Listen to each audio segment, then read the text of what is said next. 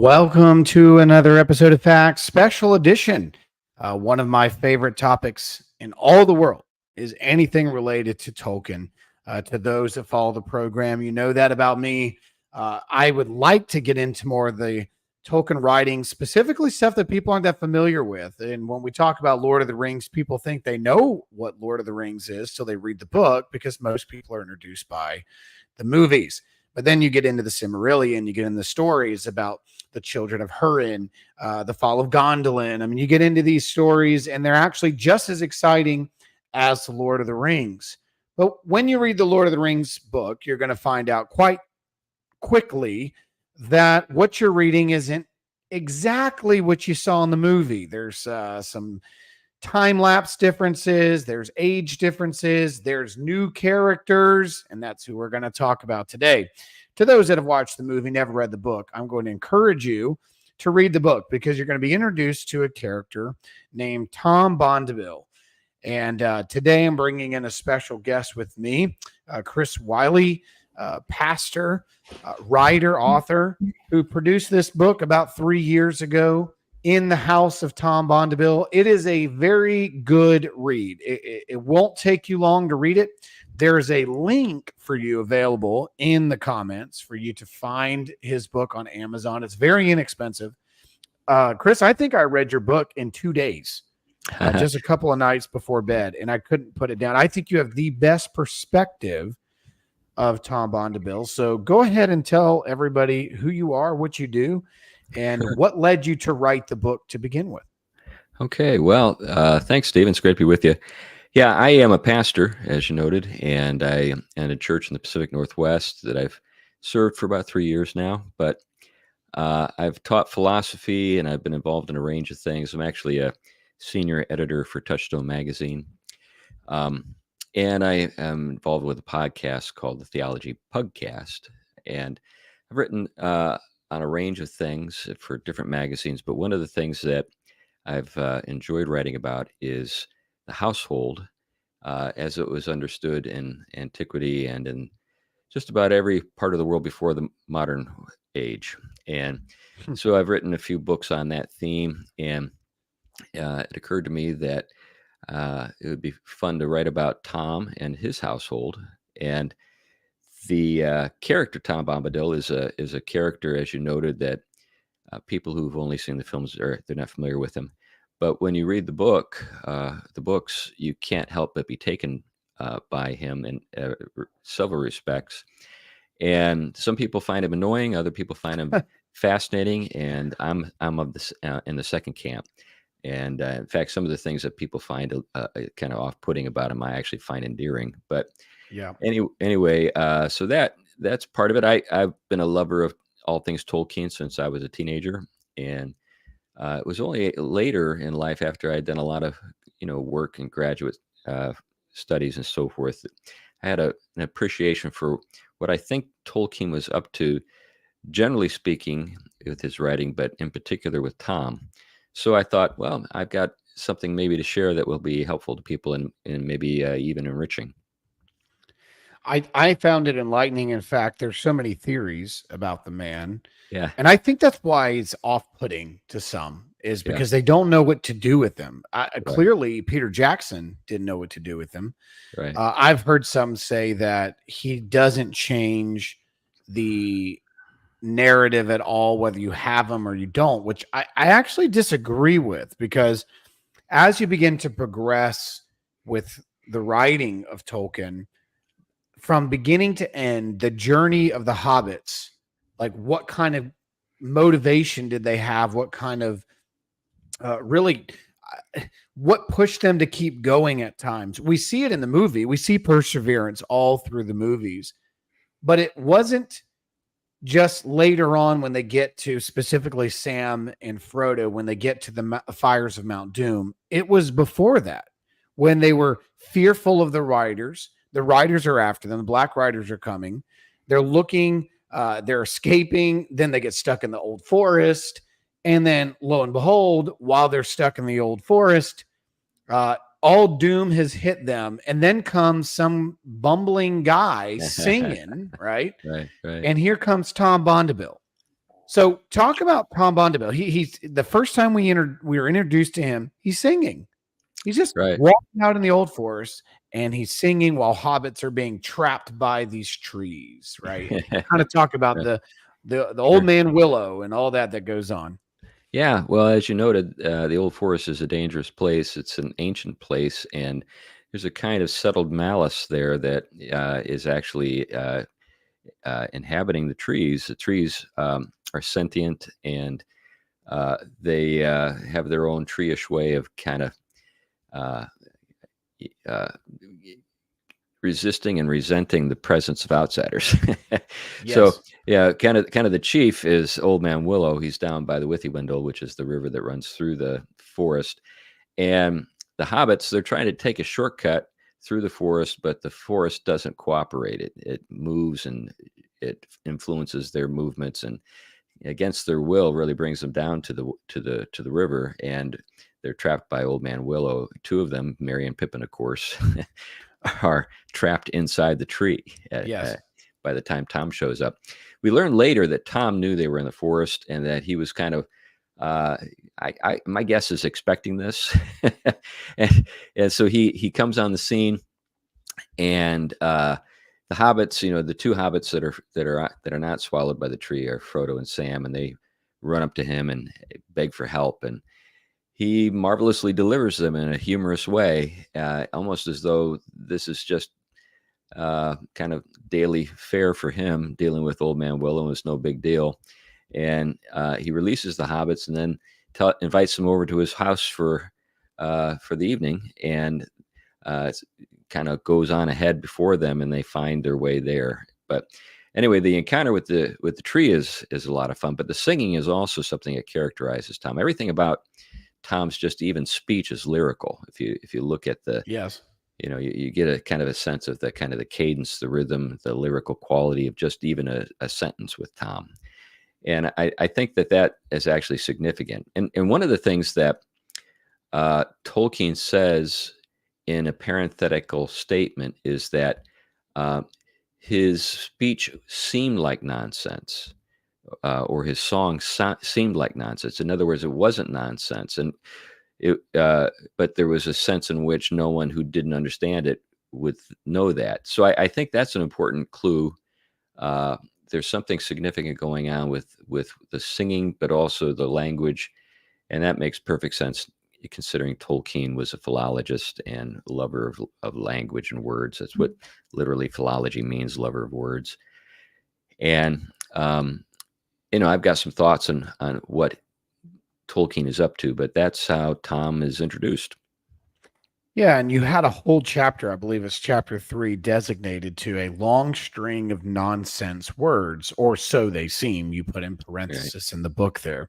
Yeah. And that's the thing. I mean, you read the lyrics, he answers questions sometimes in song or in some sort of mysterious wording. And the hobbits are constantly like, well, what does that mean? Or what is going on here? Right. But the thing is that they're attracted to him at the same time. They feel safe with him. Yeah. There's something about him that when he speaks, they listen. Yeah. He gathers them around when they're in the house and he tells them stories. Right. They sleep at night, although Frodo has a dream. We'll talk about that in a minute. Yeah. Yeah. But when you look at Tom Bombadil, the hobbits find a security, rest. Yeah. The fear is not to be had. In fact, he instructs the hobbits not to fear when you're in the house of Tom Bombadil. So he's on the scene. He's a mysterious character. Like you stated, they're invited over to the house. Dinner is going to be prepared. They're coming in, and there's Tom's wife. If he wasn't a mystery enough, she is. Yeah. Right. And so when we look at Tom, he's a mystery. His wife's a mystery. And then Tolkien has another writing. We were talking about it before we went live. Right. And it is even more complicated to read because the whole book is pretty much in riddles. The whole book is written in rhyme. The whole book is written in poetry. So kind of talk about this other book that Tolkien wrote that most people probably have no idea about, in addition to Tom Bombadil, but it's all about his adventures. But the whole book is written that way. Yeah, that's the title of the book, The Adventures of Tom Bombadil. And Tom, in that poem, it's really a poem, actually interacts with some of the characters that we see him interacting with in the Lord of the Rings. So there's Old Man Willow, there's the Barrow Wight, obviously there's Goldberry. Um, the only character that is in the poem that didn't make it into the book, but although there's a reference to him, is the Badger. Um, Mm, and there's also uh, the farmer. What's his name? The one that takes Frodo and Sam and Merry and Pippin. They're in his fields. Farmer Maggot. Maggot. Farmer Maggot. So Farmer Maggot is also in the poem, and in that poem you have this really kind of it's really kind of a flirtatious um, encounter between Tom and Goldberry. This is before they're married. And the way the poem ends is with their marriage, their wedding day. But early on, it's pretty clear that Goldberry likes him and he likes her, and they're kind of flirting with each other. And how the flirtation occurs, or how she flirts with him, is very I think characteristic of what you'd expect from a water fae. Because when you think of water fae, they're known for pulling people under the water and drowning them. And she actually pulls Tom under the water. So he's leaning over the Withy Windle, just kind of looking into the water. And then she reaches up and grabs his beard and pulls him in, and she steals his hat. And then she swims away with it, which is, characteristically flirtatious behavior, and fun and that kind of thing. And so he has to swim after her to get his hat back. And he in the course of the dialogue between them, he makes it pretty clear that he's not going to live with her under the water, that she needs to come up on the dry land, and that's where they're going to have their relationship. So, but anyway, fun stuff, and I encourage folks to read that if you're interested. And by the way, it was actually written. That poem was written even before The Hobbit. Yes, it was. That's right. Yeah, it predates both The Hobbit and The Lord of the Rings. So when I think it's kind of tongue in cheek when Tolkien, through Bombadil says, in the story in The Lord of the Rings, I'm the oldest. He actually is literally the oldest character, because he's the first character that was invented that is in the book. He makes it into the book, but of course, within the narrative of The Lord of the Rings, that's not what is meant. He is the oldest creature in the world, and that's something that he states pretty clearly. He says, I saw the first raindrop, I saw the first acorn. I've been around forever. Yeah, and I think his wife is she's called the River's daughter, I believe. Yeah. The river woman's daughter. The river woman's daughter. She is unique. Yeah. She's beautiful. She dresses very well. Her cooking is to die for, apparently. Right. So when you look at her, and then you have this interesting part when the hobbits are in the house of Tom Bombadil, when it's raining, right? Yeah. There's this connection with her and water. So as we go through this, I want to unpack who she probably represents too, or what meaning she has, what connection she has as we go through this. Right. Because we're going to talk about Tom first, and I want to come back to her because there is something mysterious about her as well. So they're in the home, they're about to eat dinner, they're having this conversation. I'm going to bring on the slide some statements that are made about Tom. The trees and the grasses and all things growing or living in the land beyond each of themselves. Tom Bombadil is the master, which is the first section of your book. When you define Tom and then you go into him as the master, no one has ever caught old Tom. He has no fear. Tom Bombadil is the master. So let's talk about that aspect first. He is the master. It's repeated over and over and over and over again. That's something Tolkien wants us to grasp about this. He's the master of what, right? Because that's the key. And then he has no fear. as the master. Fear doesn't grip him. He has no effect to fear. He doesn't bring fear. He doesn't receive fear. So kind of talk about him as master and his relationship to fear. Yeah, well, one of the things that precipitated that comment, that was something that Goldberry said, the quote you have there. Frodo asks, because he's puzzled, who is this guy? Just like we all are, who is this guy? And so her response is, he's the master. So, like you and I, if we hear someone called a master, we would think, okay, well, he owns everything. He's in charge in that sort of way, like a master of slaves, And so that's what Frodo says. You mean that all this land belongs to him? And then her response is, oh, no, I mean, all the trees and grasses, they belong to themselves. Yet, she doesn't say yet, but that's the implied meaning of her statement. He is the master. And so I thought, how can we understand mastery without the the connotations of ownership? And that's what prompted my reflections on Tom as master. So in one sense, he's obviously the master of himself. I mean, there's nothing that anyone is able to do to get a hold of him. And we see that in that poem, The Adventures of Tom Bombadil. Each of the characters, Old Man Willow, the Barrow Wight, even Goldberry, they're all trying to catch him. They're all trying to catch him, and he can't be caught. He just has a way of getting away every time. But then, we see him in action, and it's not just that he's the master of himself, he's also powerful. So he delivers the hobbits from Old Man Willow, who is a powerfully crafty and wicked tree that the hobbits didn't have any ability to resist.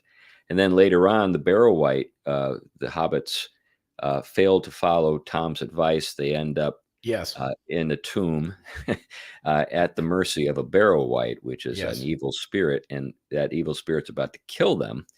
And then Frodo remembers the song that Tom had taught them to sing in case they got into trouble. And so Frodo sings a song, and almost instantly Tom is on the scene, and he just miraculously delivers them from this ghost. And so he's powerful. So he's masterful, in the sense that he has an ability to handle situations that other characters can't. And I actually think that it's pretty evident that that even Sauron couldn't master Tom. If there was a direct encounter, Tom would skip away free singing. And maybe Tom is the most powerful creature in Middle Earth. That's, I think, an open question. We can't resolve it, but I think there's a case to be made for that. So how can you be masterful in these respects without dominating? So that was a thing that was intriguing to me, because I think that Tom serves as a foil in the book. He's almost the inversion of Saruman. He's an inversion of Sauron. He's like you think of a doppelganger, usually you think of the evil twin. No, he's the good twin. He's what, is Tom is the ideal, and Sauron and Saruman, they are the fallen versions. So I made I think a distinction between dominion, which is something I think Tom personifies, and domination, which is what I think Saruman and Sauron personify. Yeah, you mentioned that. I actually have it pulled up on page 18 and 19 where you go into that. You talk about the Hebrew word that's translated dominion means something like skilled mastery. And you talk about their comparisons, but skilled mastery can be a problem, you say, as we see with the Ring of Power, because that's the issue. Right. The ring has power over the person and takes captive their mind. I mean, we see that with Gollum, right? Right. Smeagol was particularly, a normal person, but he became entrapped, enslaved. The ring became the master over him and enslaved him. And we're going to see in a minute that doesn't happen with Tom. And I think it's an interesting perspective, because Sauron does not have power over Tom. It then begs the question of, back what we said. How significant is he? Does he need to be in movies and things like that? Right. Well, I mean, it became so important of a discussion on ability and power that at the Council of Rivendell with the Council of Elrond, he was a major part of their discussion, which we'll get into in a minute.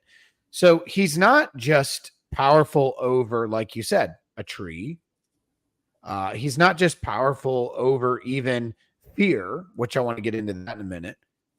But you see these spirit ghost-like beings that about took the hobbits out. And then you find that when it comes to the ring itself, there's no fear, there's no impact in a negative sense. He is completely in control of his emotions. He's in control of his passion. He's in control over evil around him, within him. There's this interesting relationship there. And one of the things that she says, I'm going to pull it back up. She says at the end, he has no fear. Right. Why is that important about him? Because everyone has fear, Chris. Everybody. Sure. We all have some more fearful than others. I'm a more anxious person than my wife. Right. But she has fear too. We all Sure. fear something, but Right. she has known Tom and the relationship she's had as his wife. Her conclusion to the hobbits is he has no fear. Therefore, do not fear in Tom Bombadil's house. Don't fear because you're with the man who doesn't have fear. Why is Right. that significant? Well, I think that a clue from Scripture would be found in Hebrews, where we're told that the devil has had mastery over us because of our fear of death. Tom doesn't fear death. He's essentially, immortal. He's, So I think fear and death. Now, fear is not necessarily all bad. I mean, there's a sense in which when you find yourself in a dangerous situation and you're vulnerable, it's a good thing to be afraid and get out of the way of whatever's about to harm you. Right. But when, that fear is a means by which you can be controlled, caught, in other words, then it betrays you. It becomes the very means of your enslavement. And I think that's being hinted at there, that there's a sense in which because Tom has nothing to fear, he is free from fear. And in a real way, I think that there's something about that we should long for and aspire to, and maybe as Christians have a promised. You think about in Scripture, like what's the first thing that the angels always say when they surprise somebody? Fear not. That's right. Like if he hadn't snuck up on me like that, I might not have been so scared. He didn't have glowing eyes of fire and all this other stuff going on. That'd be easier said than done. Right. But, the point, though, I think that is, meant to be taken from those encounters is that what we're dealing with, when we have those good messages, good messengers is good news. There's nothing to be, we shouldn't be afraid. We're actually being delivered from the thing that has been a source of fear for us. And that's, the threat of death. And so I think that's tied into it. It's interesting that the next thing she says in the same conversation with the hobbits, Frodo says, "Fair lady, tell me if I'm asking does not seem foolish. Who is Tom Bombadil?" And then her answer is astonishing. And I think this is where some of the controversy comes about him. Right. She states he is. Right. Staying her swift movements and smiling. And, this is where a lot of people come in and say, oh, he's a Christ figure or a godlike figure, because you have the I ams and was, is, and is to come kind of terminology surrounding Alpha and Omega. And so people say, well, he must be a god or a Christ figure here. I don't think that's the case. And I don't think that's the way Tolkien was intending to use this, but her answer is intriguing nonetheless. She says, I mean, you think, oh, well, he's master. She said that. Yeah, but he's not content. Well, then who is he? Well, he just is. Right. it doesn't seem to really answer Frodo's question to his satisfaction. What does that mean? What do you think she meant by that when she says he is? Yeah, yeah. As you noted, I think a lot of folks, when they stumble over that, they think Iluvatar, which was the creator and the Silmarillion. Correct. So, uh, but Tolkien in a letter puts that to rest. He says no, because somebody Yes, brought that that's up to right. him. Somebody brought that up to him, and he said, nope, nope, that's not what's going on. So I do think, though, what when we think about human beings or any creature, how do we justify our own existence?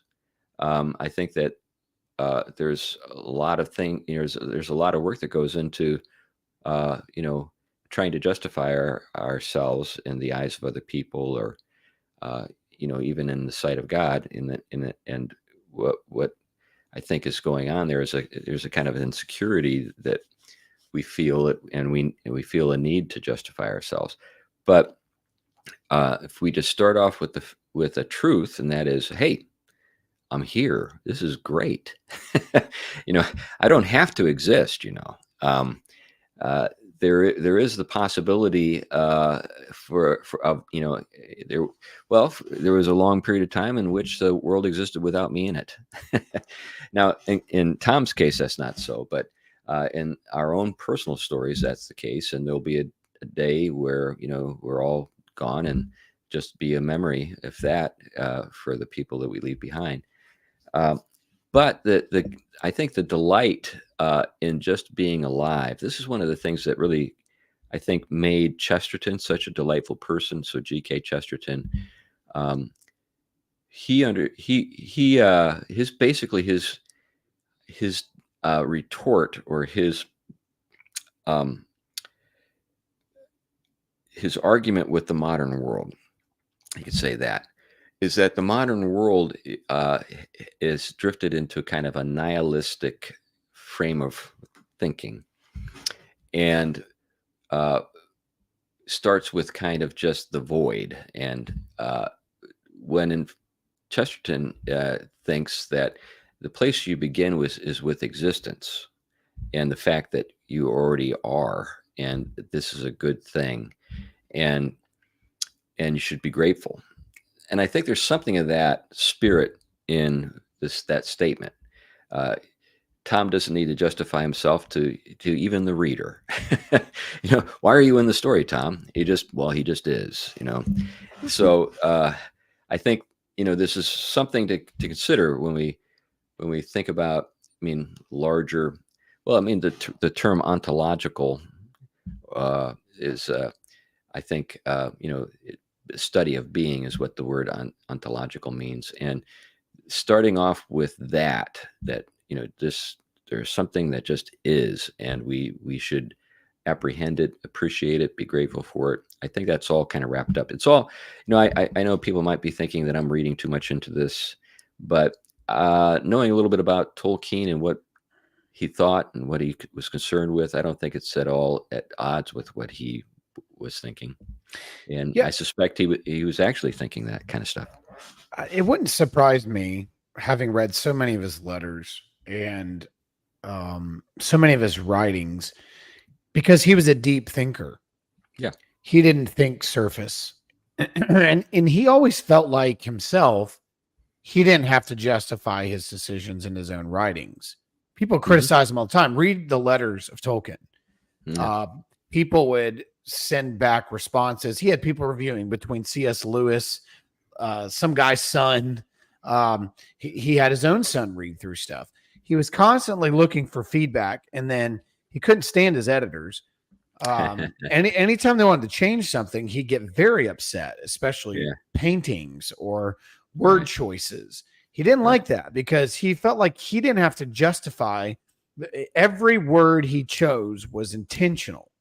Right. And he didn't like some editor who didn't understand him. Right. Changing it. And some battles he lost. He lost some of those battles with his editors, but they do think have about that. Yeah, they did have control of the printing press. So yes, that's right. But how do you argue with a guy who contributed to the Oxford English Dictionary? Yes. I think he did W's. I think he was in the W section. I can't. It's W's or Y's. It was one of the weird ones. I think it was W. Yeah, But when you look at him, do you think that in his writing, he felt like with Bombadil a little bit of himself? Like, well, I yeah. owe no one an explanation. It is what it is, you know. Yeah, I think there's something to that. Yeah. Um, so, in philosophy, there's a school of thought called existentialism, which was kind of all the rage at that point, when Tolkien and Lewis and the Inklings were doing their work. And historically in philosophy, being precedes action. But existentialism proffered the idea that actually we create ourselves and that being follows. So the term is essence. So with regard to the traditional way of thinking, essence precedes existence, and then with existentialism, existence precedes essence. In other words, we create ourselves. That's what the existentialists would argue. What that means is that we're a blank slate and that there's nothing to us really. And Tolkien and the Inklings were of the old school. They looked at things from the standpoint of the great tradition, and that was, I think it's one of the things that many lovers of the Inklings miss, particularly when they try to follow in their footsteps and write their own stories, is that these are, as you noted, men who were deep and were not writing just for effect, but actually, even though they could write, for effect, they were drawing on riches that most people today are unaware exist. And so just about everything in their work is an echo of things that, if you're familiar with the Western tradition and its touchstones, you can detect. So having taught Western thought and particularly philosophy, there were all sorts of things I saw going on there, particularly with Tolkien's understanding of the nature of language. I think for us too, you mentioned this earlier, just to touch back on it. There's supposed to be an idea where we just observe Tom and be in awe of him, where we're just he is, just enjoy who he is, delight in who he is. The thing that the hobbits took away from is they never forgot their encounter with Tom. They Right. talk about it again and again. Right. It comes up at the very end of the book, which we'll get to. So it's, in a sense, he continues to be something of impact in their lives that they never will walk away the same from. Right. And others do too. Now it's interesting. When Tom, one of the big key factors in the book is when he is asked to see the ring. Now, Frodo hides. He puts on the ring and he hides under the table at dinner. Tom sees him. When Frodo puts the ring on, like anybody else, they disappear. Right. Tom has the ability to see Frodo and says, "Why are you hiding over there?" And then he asks for the ring. And interestingly enough, Frodo gives it to him. He takes it off with the chain that it's attached to, the necklace chain it's attached to. And Tom twirls it around and puts it on his finger. And he doesn't disappear. Right. The ring seems to have almost no effect on Tom whatsoever. In fact, it doesn't affect his eyesight either. It doesn't play the tricks with him because anybody else that puts the ring on disappears. Bilbo used it all the time to play tricks on people. He did it at his own birthday party on his 111th birthday. The big finale was Bilbo slipped on the ring, took off, and he was going to skip town. So, but they all knew he had this mysterious ring, despite what the movies show. In the books, they all knew, and Frodo knew of this ring. They didn't know it was the ring, the one ring, but they knew he had a secret ring, and he'd always tell a story about how he won it in a riddle game with Gollum in the tunnels. Now, this whole time, Frodo thinks he can escape Tom, but he can't. He's still seen with the ring, and then Tom is seen with the ring. Right. So that's going to become important to the narrative itself. Not only is he the master, he has no fear, and the ring, this kind of connects to those two thoughts, has no effect on him. Why is that important? Well, I think the nature of the ring as a means of control, it's the ring of power. And the idea is that the one who possesses the ring, eventually is corrupted by the ring and comes under its control, but that ring can be used as a means of controlling others. Now, what we see with, say, Frodo and Bilbo and Gollum is that they disappear when they put on the ring. But the reason why you'd want to possess it, we see, is the reason why it's a temptation for, say, Gandalf or Aragorn or Boromir or other characters, or even Galadriel, is that a person who already possesses a great deal of power or authority has that amplified and can command others and can marshal resources and power that they wouldn't have the ability to marshal and use without the ring. If you recall Denethor, because he suspects that the hobbits have the ring, or that a hobbit has the ring, in his conversation with Gandalf, says that his son Boromir would have brought back a great prize that would enable him to defeat Sauron. In other words, use the ring against Sauron. And that's what Sauron fears. So if Sauron has infused the ring with a great deal of his own power, and so for that reason, it's something that can be alienated from him. It's something that can be taken from him and used against him. So he does fear that. So Sauron is fearful. He's fearful that the ring will be used against him. But that doesn't mean that the party that uses the ring is going to be unmarred or uncorrupted. Even Galadriel and Gandalf note that they would start, their for good. Yeah. But in the end, they would become, she'd become an evil queen. He would become another Dark Lord, that kind of thing. So that's, I think, important to have in the back of our minds when we think about Tom's almost indifference, or even contempt, you could say. It's like when this encounter occurs with Frodo at the table in Tom's house, Tom, I think, lets on a lot more than maybe people would tend to see in the story. So he says, "Show me the precious ring," and he actually commands Frodo to give it to him. So it's not merely a request; it's an imperative. Show me the precious ring, and then in fact he calls it precious. I think is an indication that he knows even Gollum, what Gollum has been up to, and because he uses the term that Gollum used, "my precious," and then every other time that Frodo is told to show the ring, he's very reluctant. The Council of Elrond, he's reluctant. When he's with Gandalf, he's reluctant. This is the first time he just does it sort of almost without a thought. Sure, here you go. And then Tom takes it and he puts it up to his eye, if you recall. I can't help but think that he's mocking the eye of Sauron. Yeah. So he's got that there, Great and he's going to look through it.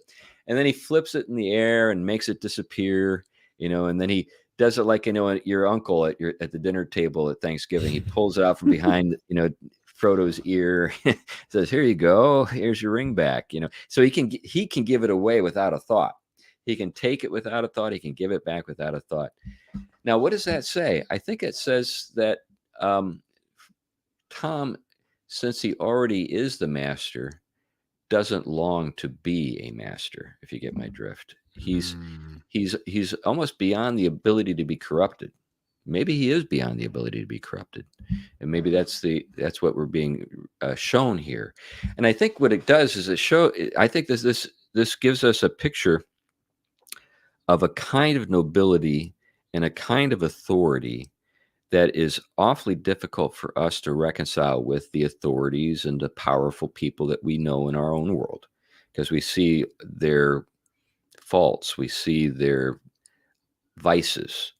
But here's an authority figure that you can trust and won't use his power to take advantage of you. If anything, he uses his power to save you, to enrich you, to enjoy your company. That's another thing about this. I mean, in terms of orders of magnitude, this is a giant that these little hobbits are communing with, and he enjoys being with them, and they enjoy being with him. There's a fellowship, there's a communion. Yeah, and they weren't sad when a rainy day came and delayed their exit. Right. A little bit of extra rain comes, and the hobbits are like, hey, we get to stay another night, and they get more stories, and they get another fine meal. And, they were able to take baths, and they had their own little beds. And I mean, honestly, Chris, when I read the section where the hobbits are with Tom, I sit there and I just recently went through the chapter because I read through it every year. I'm sitting there in my comfy bed, just, imagining this scene. I feel safer. Yeah. It's like, man, I don't want to leave Tom Bombadil's house. Right. And so when you look at Tom compared to, say, Boromir, Boromir's constantly lusting after this ring. He's constantly trying to trick Frodo into thinking differently and manipulate to get the ring.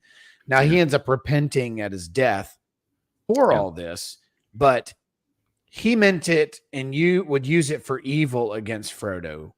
Mm-hmm. And there was a major difference between Boromir and Tom Bombadil, for example. Yeah. Tom is not controlled by this element. He is not tempted with it. He is not tempting with it. I think that, like you said, he just takes it lightly. And I actually want to pull that up because later on at the Council of Elrond, they're trying to figure out what to do with the ring. And they're like, oh, I forgot all about him. Elrond's like, I should have invited him to come. And Gandalf's like, he wouldn't have come if you sent messengers anyway. Right. And then they said, could we not still send messages to him and obtain his help? Right. I think it was Aristor that asked that question. Right. And it's interesting what's said there. It seems that he has power over the ring. Now, this is the perspective of the elves, that he has power over the ring rather than the ring having power over him. He's the only character that does not, because you look what happened to Saruman. He's taken down by the passion and power. Right. You look at the fear that, like you said, Galadriel, Gandalf, they're thinking to themselves, if I were to have this ring, I would want to initially use it for good. But I know that's not the way it'll end. Aragorn, same situation. Right. Knows what it will do to him. We saw what happened to Boromir. We saw Denethor's passion. You look at anybody, Gollum, anyone who receives this ring, Isildur, corrupted Isildur and betrayed him, and it cost him his life. Right. He's the only one in the book that it is said of him, he has power over the ring. I don't even think Sauron could have that kind of statement made about him. Because even though he made the ring, he was the master of making that ring. He was corrupted by it, his own passion, his own self-centeredness, and so forth. But it's interesting. Gandalf responds here and speaks for Tom, who's not at the meeting. The ring has no power over him. He is his own master. Because he tells him, kind of corrects him in this. Say rather that the ring has no power over him. He is his own master. He cannot alter the ring itself, nor break its power over others. And now he is withdrawn into a little land with bounds that he has set, though none can see them, waiting perhaps for a change of days, and he will not step beyond them. And we see evidence of this when you go down later. like we talked about, the hobbits got themselves caught again, and he saves them again during the Barrowit. And so when he goes there, he takes them all the way toward Bree, and they're like, "Oh, come with us, come with us." He's like, "Nope, I must be going home. I got to go back to Goldberry." Right. He has boundaries. He has boundaries in the forest that he set for himself, and that's what he's talking about. But it's interesting what Gandalf says there.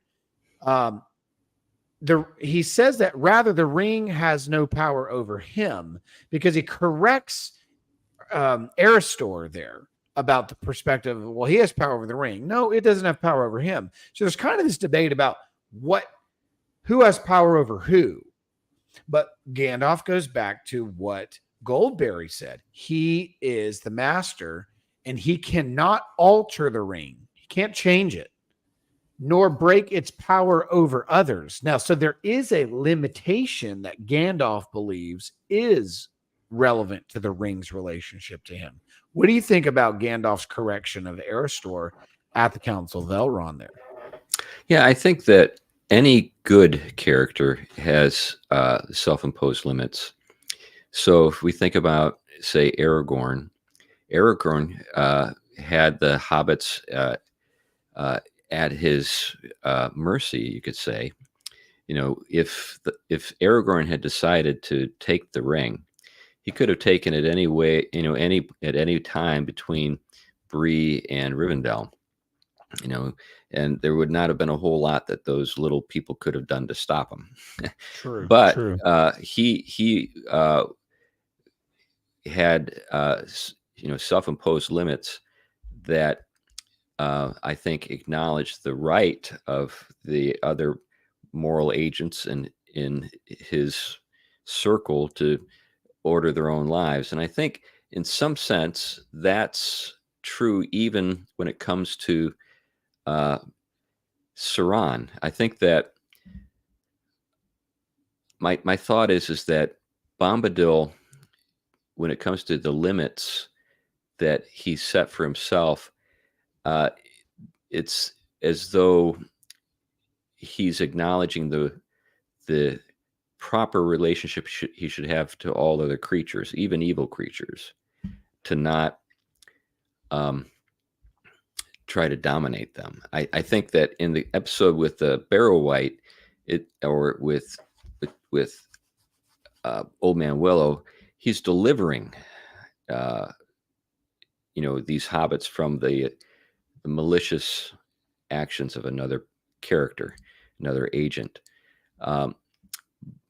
And in the case of the Barrow-wight, he essentially consigns the Barrow-wight to the outer darkness at the end. It's a fascinating episode there.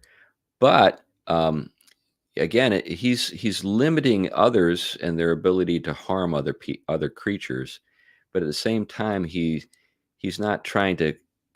It's like he doesn't take Old Man Willow and send him to some kind of reform school for trees or something. No. There's a sense. Yeah, I mean, this is just it is what it is. This is he's not changing him. Yeah, he's not changing him. So I think that's part of the story. I also think that in the course of the story, I think that there is something for other characters to do. So sometimes people wonder, why didn't Tolkien just, have the eagles fly the ring to, there's that.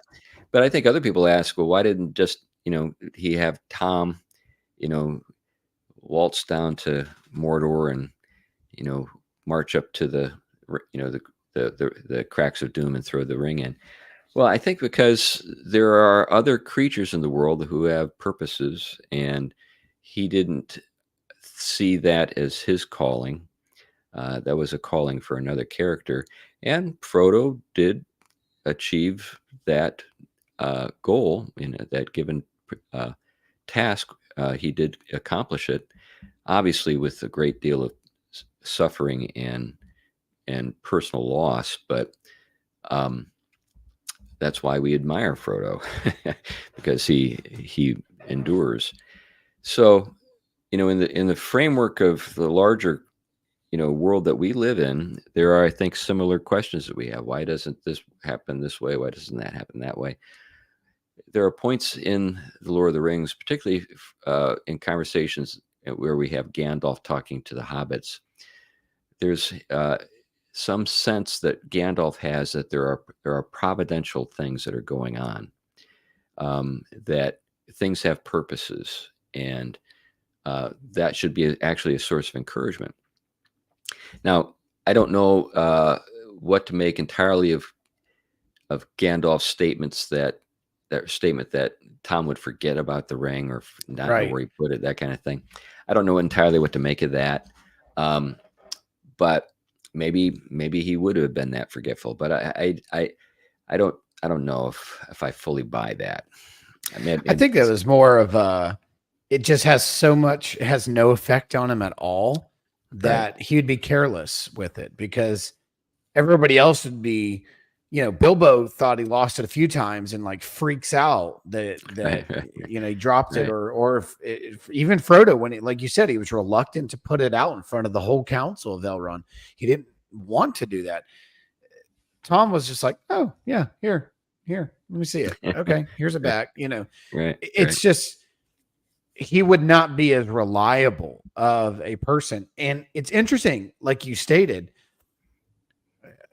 he says that Bombadil put himself in boundaries, and he doesn't go beyond those boundaries. He doesn't impose himself on the rest of the world.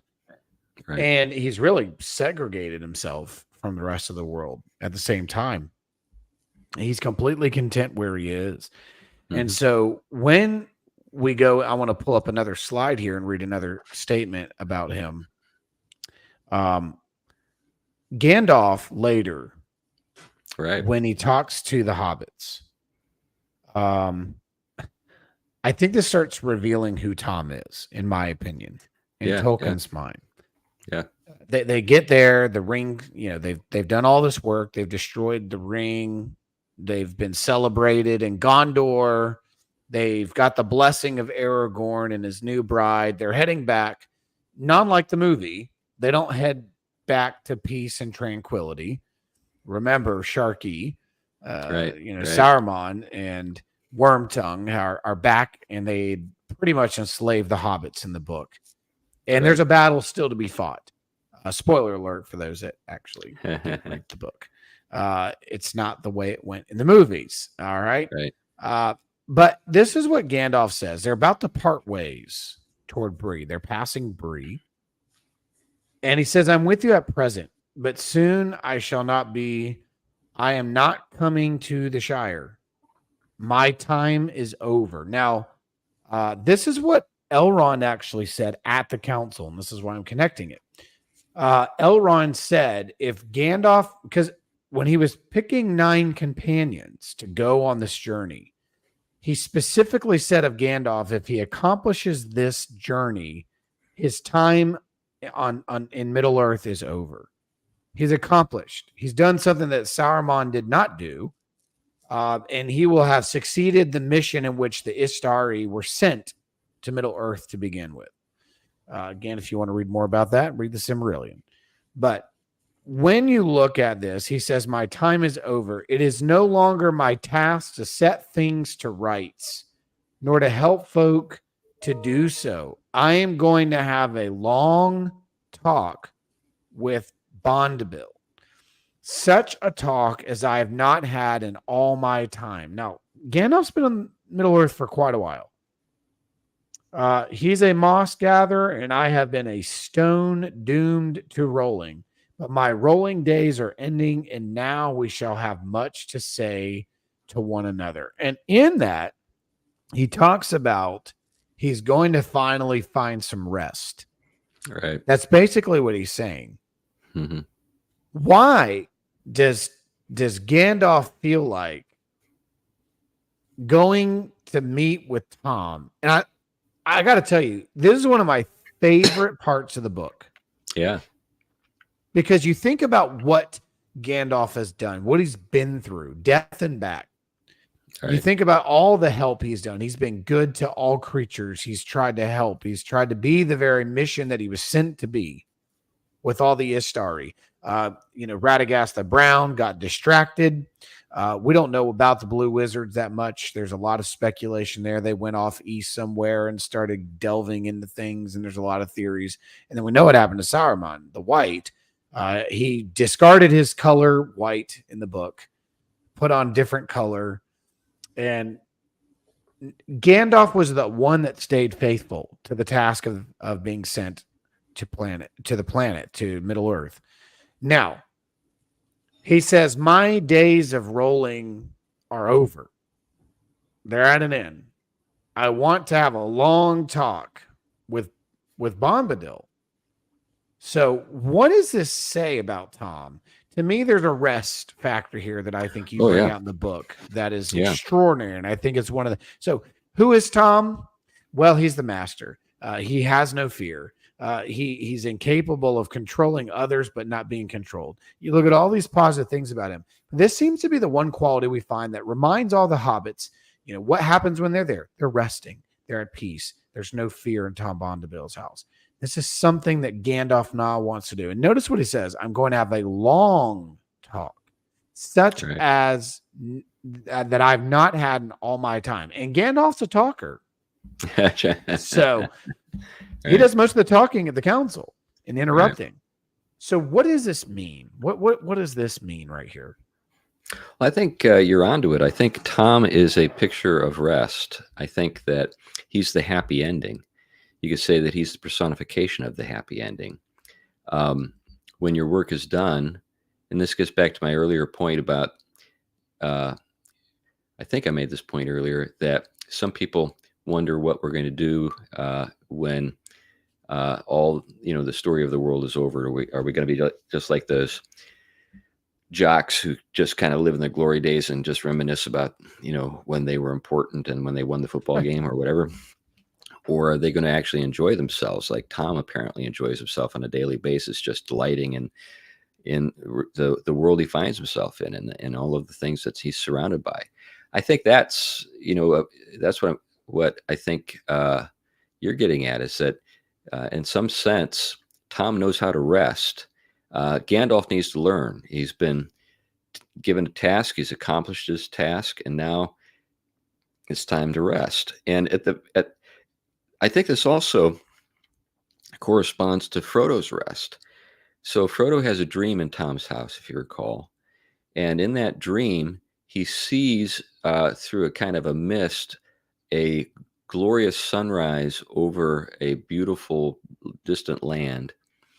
And then at the very end of The Lord of the Rings, he's actually on a ship sailing into the west to the, there you have it. That's so, and so I think that when... And I'll read it for us. And ship went out into the high sea and passed into the west until at last, on a night of rain, Frodo smelled a sweet fragrance on the air and heard the sound of singing that came over the water.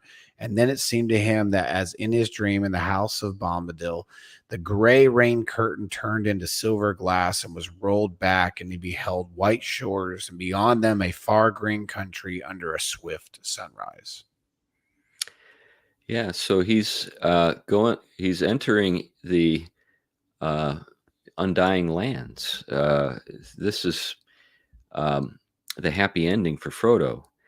And I think that the connection between Bombadil's house and the dream and that is clearly not a coincidence. There's some sense in which Tom's house and the rest you described is a kind of foretaste of the end, a little hint of how things will end. So Tom's household in some sense embodies a happy ending. A happy ending and in a place kind of, I think, Sabbath rest. When definitely we're in a hard world. I mean, we're beat up. We're facing the trials, the spiritual battles, whether, it's like the spirit being that tried to kill them, or we're just entrapped to the snares of like the old man Willow. I mean, we need, in the midst of a chaotic world, a place to go to where we can just rest, and recover. Because when the hobbits come to Tom Bombadil, it wasn't the end of the journey. It was an intermediation. It was a pause in the midst of chaos that they needed just to be able to dust off their feet and take a nice bath, hear some good stories, have a good meal, enjoy some sleep, and not fear, because the mission was only beginning. I mean, again, like you pointed out earlier, the minute they leave Tom's house, what happens? They end up getting the shortcut route again and about killed. And Tom has to rescue him again. And they go to Bree. What do they find in Bree? Problems. The riders show up, and that's what ends up happening. They run into Aragorn. Aragorn ends up telling them what's going on, fills them in a little bit more, and then they have to escape, and they have to go this way and that way. When they get to Rivendell, there's a place of rest. There's another place where they get to go, relax, not worry, but problems are still waiting. They had to send out messengers. They had to send out scouts to figure out where the riders went. I mean, when you look at Tom, he's a place to rest in the middle of chaos and at the end, like you said, at the very end. And I think that's where Frodo's dream comes into this. Because for the hobbits, even after they depart with Tom, or excuse me, with Gandalf, who's going back to Tom, their battle isn't over. Right. They head back. They've got to win a war in their own home. They won the war for the world, but there's still a battle to be fought. And Gandalf says, "This one's not for me. I've done my. It's almost like I finished my course. I kept the faith. I did what I was asked of me." And to me, there's almost a Sabbath rest that all of us need. Of us need. Because we are getting beaten by the elements. We are getting ensnared by fear. We are victims to our own passions and sin. And I think that God put for our humanity and our frailty, the Bible speaks about rest, entering into the rest. That Jesus says, "Come to me, all that are labor heavy laden, I will give you rest for your souls." There's this constant idea, the idea of resting and Sabbath resting, which is found in a person in the new covenant. And it's, in a sense, Gandalf finds that and knows where to get it in Middle Earth. It's going to be at Tom's house. I'm not going to find it anywhere else. Sure not going to find it in the Shire because there's a battle waiting. Right. But he's like, I'm a rolling stone, and my rolling stone days are over. I'm ready to learn how to rest, and it's going to take a long conversation with Tom to figure out how to do it. And so I think there's a teaching lesson, perhaps, and I think you kind of hint at that in the book, that he's almost an idea of a Sabbath rest or a rest for weariness. And would you say that's a fair representation? That's definitely what I think is going on. Yeah. Well, I tell you, it's something, the character is mysterious, but I think that when we remove him from the full narrative, especially at the very end of the book, I mean, Frodo's dream, how do you not have that in a movie? I got to email Peter Jackson. I'm sure he'll take my email. But you get to one of the highlight sections of the movie when they're all heading to the Undying Lands. Right. The image that I think was just masterfully done by Jackson would have been more masterful if it would have had Tom, or at least the reminder of Tom in that dream. Right. Because he was seeing almost a prophetic vision of what would be. Yeah, I definitely think that's right. So I think this is an excellent book. I think you did a great job. I recommend it to the listeners, those that are listening on the podcast, not listening on the YouTube channel. It will also be, I know you can't see me, but it'll also be in the link for the description of the episode. It's inexpensive. It's short. It's very, very short. I think, like I said, I did it in 2 nights. It's a total of just over 100 or so pages. I think it's right over 106, 105, somewhere in there. Easy to read, fun read. It'll make you think. I think it'll help you appreciate the character more. I think when you look at the Lord of the Rings, if you read this book before you go back and refresh yourself on the Lord of the Rings, read this book, then read Tom Bombadil, because that's what I've done. So last time I had you on, Chris, um, I needed to read your book first, because once I read the book first, then I read Lord of the Rings. It was fresh and it was like, wow, this is powerful. So this time around, when I've read it, I've been sitting. I read the chapter twice. It was so good because I had a new perspective when I was reading it. So I encourage my listeners to do that as well. All right. Well, Chris, I appreciate you coming on and sharing some perspective and insight. And hopefully we'll get some more people that get to know you and get a few more books sold.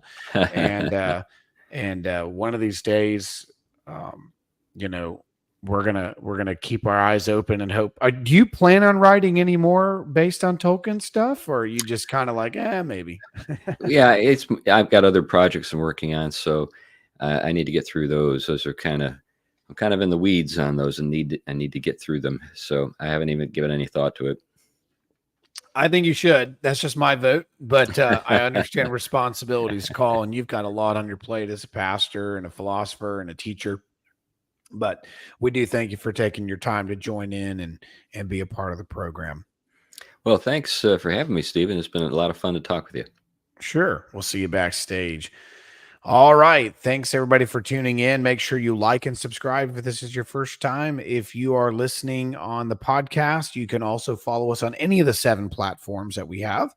We're on multiple, and we're pretty big on Spotify and Apple, and then a lot of Podbean coming in lately. Google Podcasts is growing. The podcast is our biggest platform, so it's good to have you guys listening in. If you are new on there, make sure you follow us for new episodes as they come out. We have a lot lined up coming up in the month of July. I'm going to be on different programs. I'm going to be talking with different atheists about the Gospels. That's coming up. I'll also have special guests. I'll have Father Brett coming back on. He's been on before. We're going to talk about the church of in England before Augustine of Canterbury showed up. We'll be talking about the Celtic churches and things like that. That's coming up Saturday. That's the next episode. Next week, I'm doing an episode on the early documentation of church history and some of the claims as to the appearance of Jesus. Things like his eye color, his hair length, his skin tone, his height. We have a lot of things in early church writings about Jesus's appearance. Can we come to an idea of what Jesus looked like?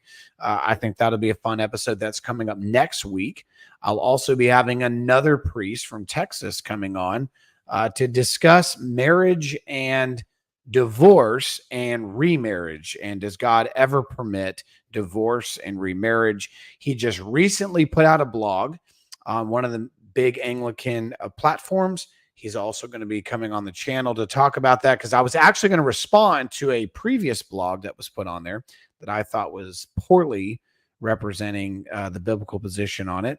And I think he did a great job. So he agreed to come on instead of me having to write a blog. He wrote enough. We'll just tag team and collaborate here on the program. So keep your eyes open. I believe that's on the 22nd of July. And there's a lot of different programs coming up there. All right, folks, that's all we have time for today. Thanks again for tuning in. Grace and peace to you. God bless.